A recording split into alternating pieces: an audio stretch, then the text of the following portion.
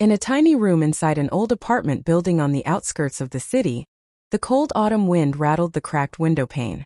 Canvases were stacked in the corner, dried paint tubes scattered across the floor, and on the table sat only half a loaf of bread beside a cup of bitter black tea without sugar.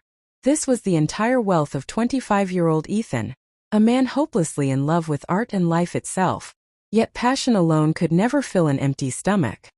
Ethan and Lily had lived together for almost 3 years.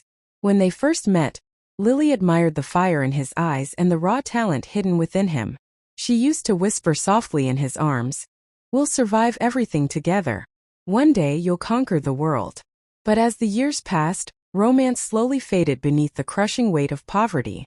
Watching her friends post luxurious dinners, expensive vacations, and glamorous lifestyles on social media filled Lily with bitterness and envy. She wanted beautiful dresses, elegant restaurants, and a life people admired. Ethan, however, spent every coin he earned on paints and brushes. That evening, Lily returned home late. Her expression was cold and distant, carrying the look of someone who had already made a final decision. Ignoring Ethan's warm smile, she opened the wardrobe and began throwing clothes into a suitcase. "Lily, what are you doing?" Ethan asked nervously. "Are you going somewhere?" She paused briefly but refused to look into his eyes. "I'm leaving, Ethan. And I'm not coming back." The room suddenly felt colder. The paintbrush slipped from Ethan's fingers and hit the floor. "Why?" "Lily, what happened? Did I do something wrong?" "No," she replied sharply. "That's the problem. You never do anything wrong. But you never change anything either." Tears gathered in her eyes, not from anger but from exhaustion. "I'm tired, Ethan. Tired of this freezing room. Tired of counting every penny. Tired of worrying about what we'll eat tomorrow. Love doesn't pay the bills. I'm young and I want a beautiful life. But you keep sitting here with your unsold paintings, chasing fantasies that will never become real." Ethan stepped closer and tried to hold her trembling hands. "Please, Lily, just wait a little longer. I finally signed a contract for a small exhibition. They're going to display my paintings. If even one piece sells, everything will change. I promise." Lily pulled her hands away immediately. "I can't survive on promises anymore. My friends look at me with pity. Nothing will come from your exhibition. I chose a different future. Don't look for me." She grabbed her suitcase and walked toward the door. Before leaving, she turned back one final time. "Good luck, painter." Then she disappeared into the darkness of the night.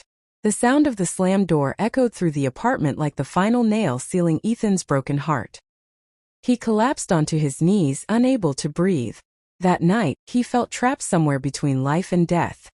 After Lily left, Ethan locked himself inside the apartment for days.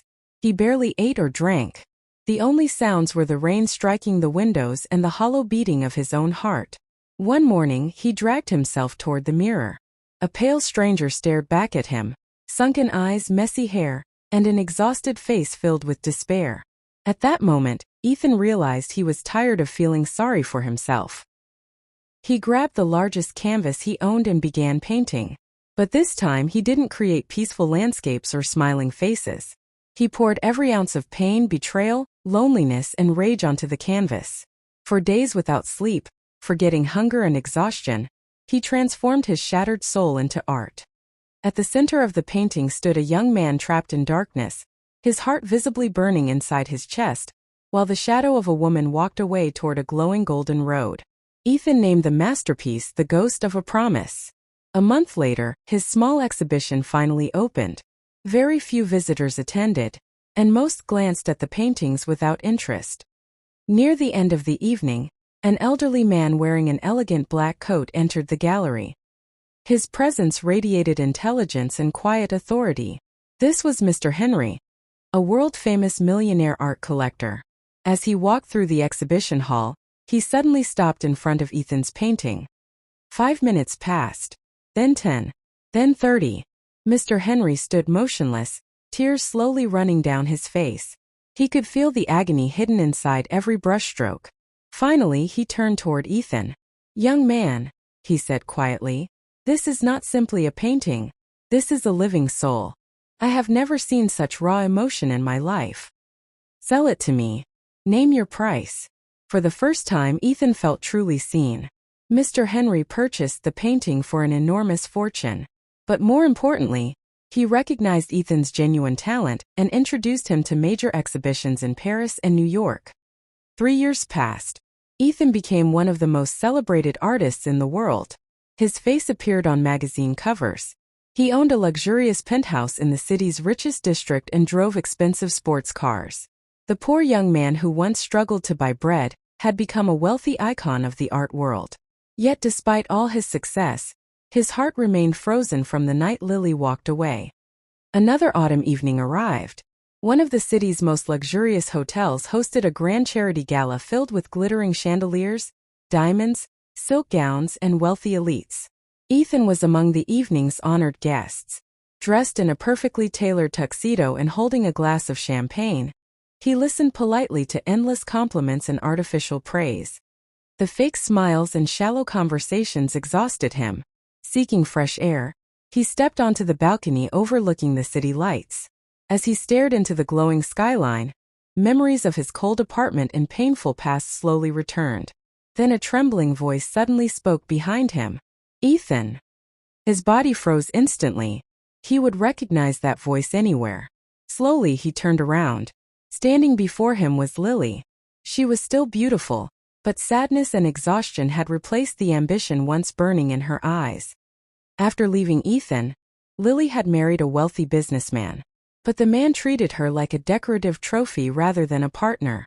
Eventually, his business collapsed, leaving him drowning in debt before he abandoned Lily and fled the country.